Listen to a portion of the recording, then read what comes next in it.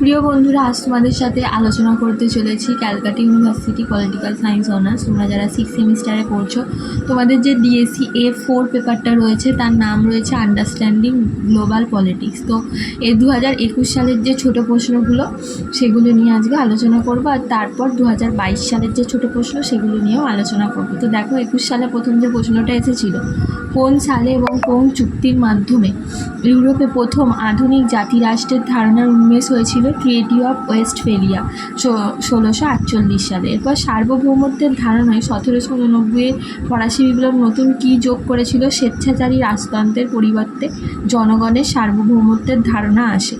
এরপর CNN effect কাকে বলে? CNN এফেক্ট হলো রাষ্ট্রবিজ্ঞান এবং মিডিয়া অধ্যয়নের একটি তত্ত্ব, যা বলে যে বিশ্বব্যাপী টেলিভিশন নেটওয়ার্কগুলি নীতি নির্ধারকদের পদক্ষেপ এবং নীতি নির্ধারণে একটি গুরুত্বপূর্ণ ভূমিকা পালন করে।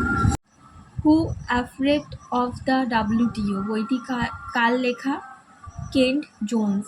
দক্ষিণ দক্ষিণ সহযোগিতার উপর ভিত্তি করে তৈরি যে কোনো দুটি আন্তর্জাতিক সংগঠনের নাম উল্লেখ করো। G77, NAM, OAU, OPEC, যে কোনো দুটো তোমরা লিখতে পারো। এরপর প্রথম উত্তর দক্ষিণ সংলাপ কবে এবং কেন সূচিত হয়? 1950 থেকে 60-এর দশকে উন্নয়ন ও নিরাপত্তা বিষয়ে বিতর্ককে কেন্দ্র করে প্রথম উত্তর দক্ষিণ সংলাপ সূচিত হয়। এরপর দেখো, কত সালে কিয়োটো প্রোটোকল স্বাক্ষরিত হয়? 1997 খ্রিস্টাব্দে 11ই ডিসেম্বর জাপানের কিয়োটো শহরে প্রথম গৃহীত হয়, আর 2005 খ্রিস্টাব্দে 16ই ফেব্রুয়ারি এটা কার্যকারী হয়। যে কোনো একটি রাষ্ট্রের নাম বলো যে কিয়োটো প্রোটোকলের অন্তর্ভুক্ত হতে অস্বীকার করেছে। কানাডা ও রাশিয়া। এরপর দেখো, দক্ষিণ এশিয়া সন্ত্রাসবাদ পোর্টাল কি? SATP হলো এমন একটি সংস্থা যা জাতিগত সাম্প্রদায়িক সংঘর্ষ সম্পর্কিত সমস্ত উপলব্ধ তথ্য অনুসন্ধান করে এবং ক্রমাগত আপডেট দেয়। এরপর ISIL এর পূর্ণ রূপ কি? Islamic State of Iraq and the Levant. তারপর দেখো, বাণিজ্য সংক্রান্ত সাধারণ চুক্তি GATT কবে স্বাক্ষরিত হয়? 1947 সালে 30 অক্টোবর স্বাক্ষরিত হয়, আর কার্যকরী হয় হচ্ছে 1948 সালে 1 জানুয়ারি। মানব পরিবেশ সংক্রান্ত প্রথম আন্তর্জাতিক সম্মেলন কবে এবং কোথায় অনুষ্ঠিত হয়? 1972 সালে সুইডেনের স্টকহোমে। The end of the history and the last man এর লেখককে ফ্রান্সিস ফুকুয়ামা। G20 কোন সালে গঠিত হয়? 1999 সালে 26শে সেপ্টেম্বর। গ্রিনপিস কাকে বলে? গ্রিনপিস হলো একটি বেসরকারি আন্তর্জাতিক পরিবেশবাদী সংস্থা। এই সংস্থাটির মূল উদ্দেশ্য পৃথিবী নামক এই গ্রহের সব ধরনের জীববৈচিত্র্যের প্রতিপালনের জন্য প্রাকৃতিক পরিবেশ নিশ্চিত করা। এগুলো গেল 2021 সালে। এবার 2022 সালে যে প্রশ্নগুলো এসেছিল দেখো, ওয়েস্টফেলীয় জাতিরাষ্ট্র ব্যবস্থার একটি প্রধান বৈশিষ্ট্য উল্লেখ করো। প্রতিটি রাষ্ট্র প্রত্যেকের এলাকা ভিত্তিক অধিকারগুলিকে সম্মান করবে এবং একে অপরের অভ্যন্তরীণ বিষয়ে হস্তক্ষেপ করবে না। এটাই ছিল ওয়েস্টফেলিয়া জাতিরাষ্ট্রের বৈশিষ্ট্য। এরপর আন্তর্জাতিক রাজনীতি প্রসঙ্গে দ্বিতীয় বিশ্বযুদ্ধোত্তর উদারনীতিবাদের কেন্দ্রীয় ধারণা কি? মুক্ত বাজার অর্থনীতি। রাষ্ট্রের অত্যাবশ্যক বৈশিষ্ট্য হিসাবে সার্বভৌমিকতাকে কোন ফরাসি রাজনৈতিক চিন্তাবিদ প্রথম উপস্থাপনা করেন? ওটা হবে জ্যাক বোদা বা বোদিন। বর্তমান বিশ্ব রাজনীতিতে সার্বভৌমিকতার ধারণাটি একটি প্রধান সীমাবদ্ধতাকে উল্লেখ করো। বর্তমানে প্রতিটি রাষ্ট্রই তার অর্থনৈতিক সমৃদ্ধির জন্য বৈদেশিক বাণিজ্যের উপর নির্ভরশীল হয়ে পড়েছে। বিশ্বব্যাংক, বিশ্ব বাণিজ্য সংস্থা, আন্তর্জাতিক অর্থভাণ্ডার প্রভৃতির নির্দেশ ও কর্মসূচি জাতীয় রাষ্ট্রগুলি সার্বভৌমিকতাকে সংকুচিত করেছে। এরপর দেখো,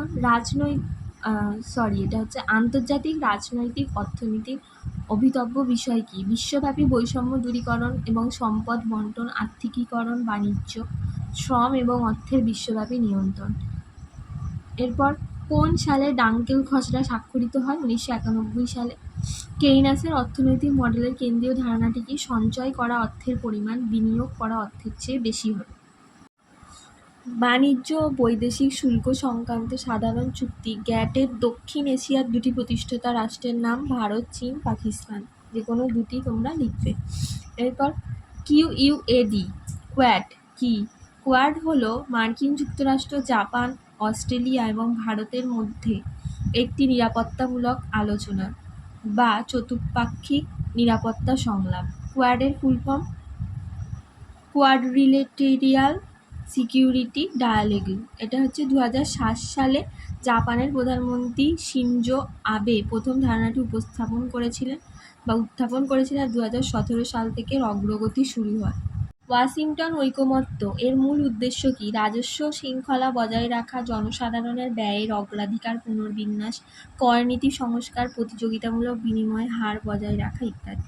সামান্য তীব্রতার সংঘাত বলতে কি বোঝো? সামান্য তীব্রতার সংঘাত হলো একটি সামরিক সংঘাত যা সাধারণত স্থানীয়করণ করা হয় দুই বা ততোধিক রাষ্ট্রীয় বা অরাষ্ট্রীয় গোষ্ঠীর মধ্যে, যা প্রচলিত যুদ্ধের তীব্রতর থেকে কম।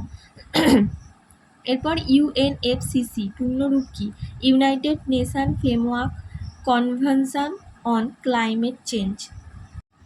এরপর দেখো G33 কোন সালে গঠিত হয়? 2003 সালে। বিশ্ব পুরসমাজ কাকে বলে? বিশ্ব পুরসমাজ বলতে বেসরকারি সংস্থা, এনজিও, অ্যাডভোকেসি গ্রুপ এবং অন্যান্য অরাষ্ট্রীয় অভিনেতাদের নেটওয়ার্ককে বোঝায় যা বিশ্বব্যাপী কাজ করে এবং সামাজিক ও রাজনৈতিক পরিবর্তনের প্রচারে কাজ করে। লাস্ট যে প্রশ্নটা এসেছিল 2022 সালে A4 পেপারে, সেটা হচ্ছে অ্যামনেস্টি ইন্টারন্যাশনাল কি? অ্যামনেস্টি ইন্টারন্যাশনাল একটি মানবাধিকার বিষয়ক আন্তর্জাতিক বেসরকারি সংস্থা। তো এই ছিল তোমাদের 2022 সালের 15টা প্রশ্ন, আর এর আগে 2021 সালের 22টা প্রশ্ন। টোটাল 15টা প্রশ্ন, 30টা প্রশ্ন নিয়ে আজকে আলোচনা করলাম। এর আগের ভিডিওগুলোতে আমি সিসি 13 পেপারে 2021-22-23 সালে 2021-22-23 সালের সিসি 14 পেপারের প্রশ্নগুলোও দিয়েছি, আর B3 যে পেপার ডিএসসি B3 ওই পেপারেরও কোশ্চেনগুলো সলভ করা আছে, তোমরা একটু দেখে নিও।